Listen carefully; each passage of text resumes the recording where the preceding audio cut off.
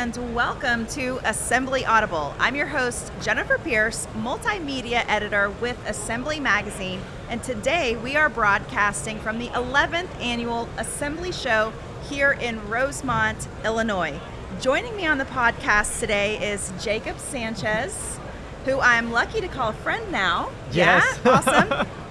Jacob is an industry analyst and also a content creator with industrial strength marketing, right? Yeah. So we had you on the podcast at the Assembly Show South. Yep. I am so happy you're here. Welcome to the Assembly Show. That's funny that you mentioned that too, because that was actually when I first started working with industrial. I think I was like 2 weeks in or something like that to the job. Yes. So today we're going to talk a little bit about your background, some of the stuff you've done in automation, your connection to assembly, and then I also want to talk about your endeavors in content creation and how manufacturers can sort of gain inspiration or insight from you sharing your experiences. Yeah. So let's start with just give our listeners a little review of your background and how you got started in automation. Yeah, I'll do a quick and dirty. My main background is in CNC machining. So been doing that since 15 and a half back in California. I'm one of the founding members for the Titans of CNC Academy that's out there now. Oh yeah, I've heard of that for sure. Teaching everybody about CNC machining. That's how I got my start. When we were still a job shop, worked on aerospace, consumer good parts. I think I have touched probably roughly 150,000 parts that are now out there in the world somewhere, hopefully not broken. So that was my background in machining. I spent a lot of time with education when I was in California, so helping start advanced manufacturing programs in high schools and colleges throughout Cali. Moved with the team to Texas. We got a FANUC contract once we got into video, and I was actually a media talent now and a machinist. And the FANUC contract, with that came robots. And I was in charge of the automation. So I got to learn a whole new skill set. And once I did, that was amazing. I found out about a new industry. It was hard. I liked it. And I wanted to go deeper into it. So I actually had a company hire me that was in Michigan that was a very big integrator for FANUC robots. They hired me from Texas. So I went from Texas to Michigan now, knowing nobody, to start a career in automation, which I had no experience in.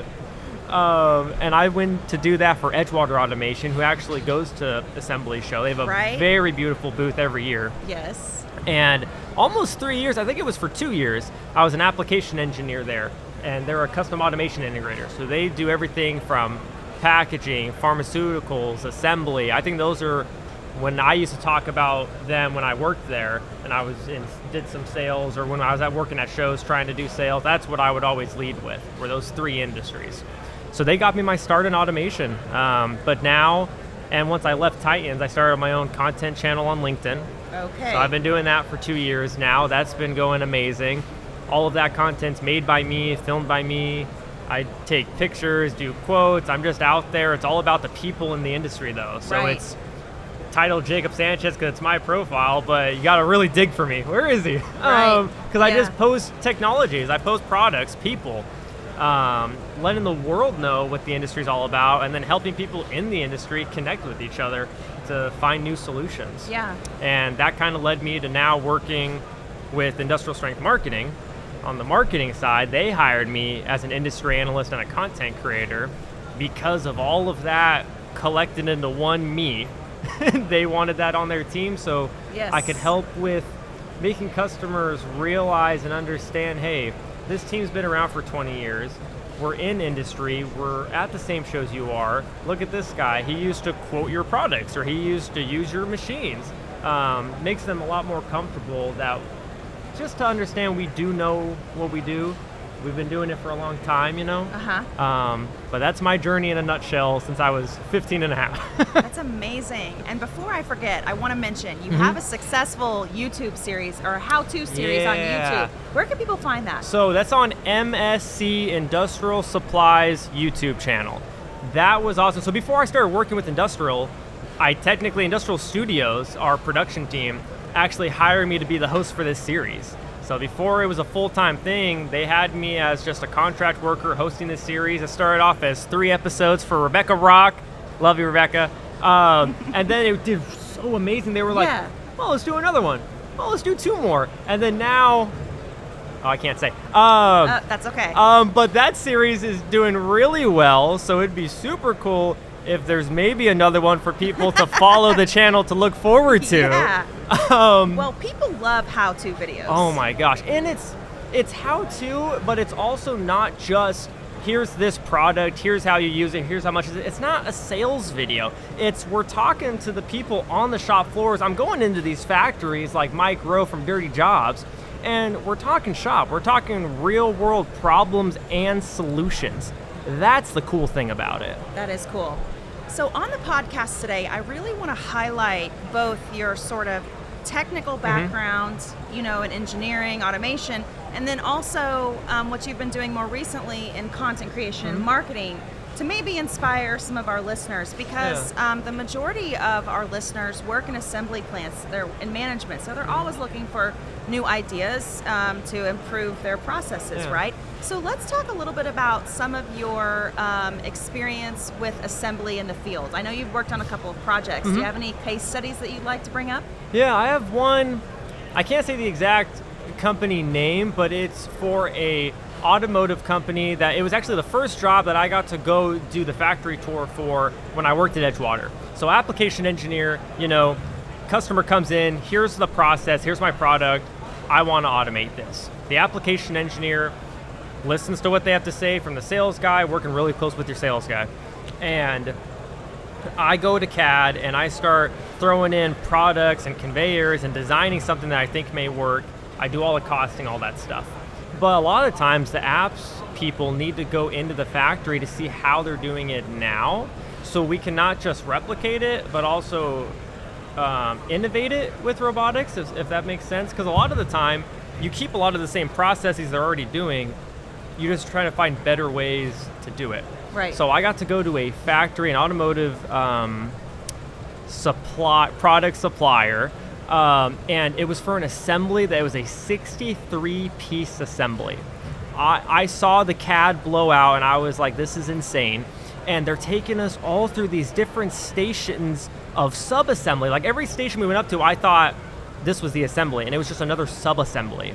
So I started learning too that, when you talk about assembly plants, you talk about the assembly process, it all doesn't just happen like on one line. Yeah, okay. There's a lot of sub-assemblies that are stationed out through the factory that are connected to just a big line of work where substation 1, substation 2, and all of those together create your assembly process. That was something I didn't realize until I saw it firsthand. No idea. Right. And another thing I learned about the assembly process is it's not always so much how fast you can do a thing, it's also about how efficient you're actually starting your process off. So you have all these pieces, like a 63-piece assembly like that.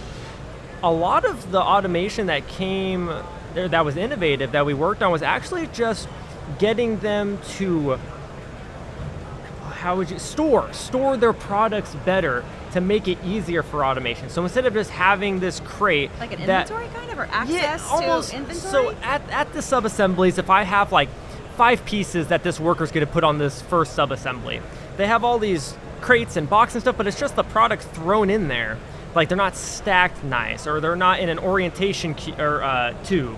So a lot of it came from actually almost cleaning up the process they had to make it more repeatable for when you start bringing the robots in. I think that you're tapping into like a genius. I don't know if there's people, how organizational businesses are thriving right now? Yes. Like, dude.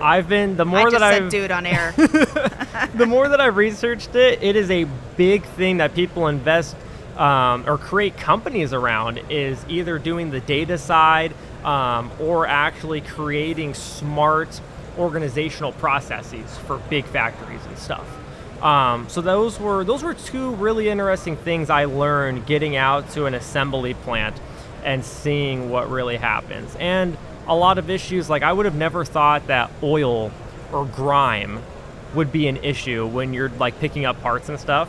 And I started learning, we have to use like electromagnetic fields to break apart these washers because the oils make them stick together, so you can't just suction pick them. some really interesting things around assembly automation. It's really cool. That's awesome. I know you're a big supporter of education and you're involved in several different endeavors, right? So I know, and we also have talked about in the past your ideas surrounding content creation and like R&D labs within a factory. So can you paint a picture for our audience? Are you proposing that manufacturing facilities build a content creation center within their four walls? Yes. Or what are your ideas? So I love a content creation center. I also just call it a tech center. And I go to businesses and people that come to me, we talk about shop, we talk about education, but a lot of it's workforce development. And that's not just what you're doing outside of your business, getting new workers involved and excited. It's about what you're doing inside your business. And I've been telling these people, because they always come to me, Jacob, oh, we love what you do, but we can't do that. Like, we have NDAs and all this, and I understand that. But I started realizing, well, what you do have is square footage. So, like, get rid of all the NDAs. I'm not talking about that anymore. I'm talking about square footage. I'm talking about your factory, the place you own, the place you rent. You have space there. Why aren't you putting just 5,000 square feet, 2,500 square feet, something bigger than my apartment, in your business, and designating an R&D team, or having more of your apps and mechanical and controls engineers working together to be a part of an innovation team, where you're either doing show demos, you're doing actual, it's basically a play off customer processes without diving into the NDA stuff, but it's doing something where you own it and you're now able to show it off how you want. Because the biggest thing in our industry is we have so many amazing companies and people don't know what you do, and it's hard for you to show people what you do because of all those NDAs and stuff. Yeah. But when you start making your own tech center or trying to guide your business to have an R&D lab, you're opening up a creativity within your team. You're going to have much happier workers when they can actually break away from the day-to-day a little bit and have, quote-unquote, more fun with this type of R&D lab.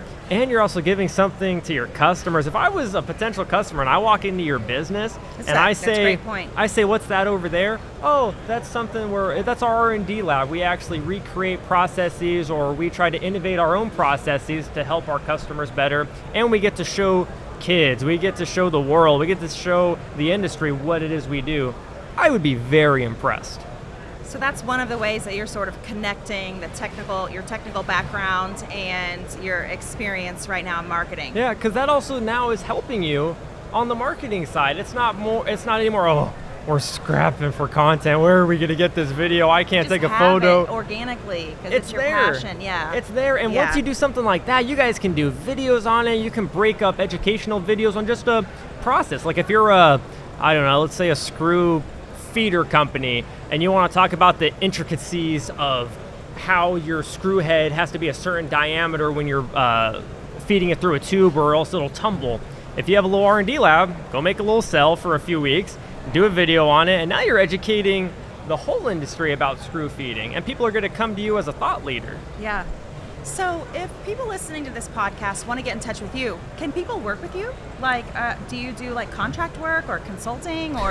When I have the time. So I have my day job, I have the LinkedIn channel, but every day I have time for a 30-minute call, 15 minutes. If I can help you in any way, even if it's just guiding you to somebody, hey, I can't do this on the level you want to, but my friend over here can. I love doing that stuff. I always try to make time for our industry. LinkedIn is the number one. You can reach me there, and if you're not a LinkedIn person, if you at least get on there and just ask for my email, give you the email, then that'll take you there.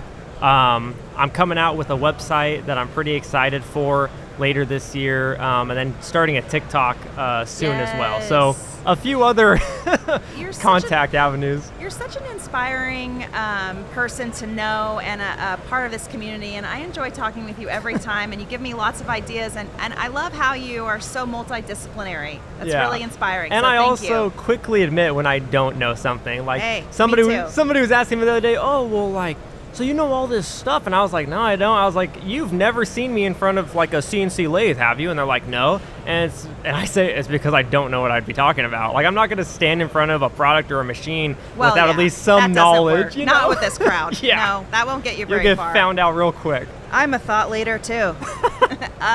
So yes, everyone definitely follow, get in touch with Jacob. It was so nice to have you on the podcast. Enjoy the assembly show, and we'll see you next time. Yeah, thank you. This was fun. Oh yeah, definitely.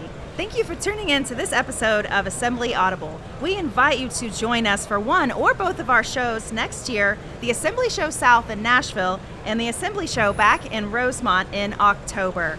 For more insights on assembling discrete parts into finished products and the people behind it all, visit our website, assemblymag.com. I'm Jennifer Pierce, multimedia editor, signing off. Thanks for listening.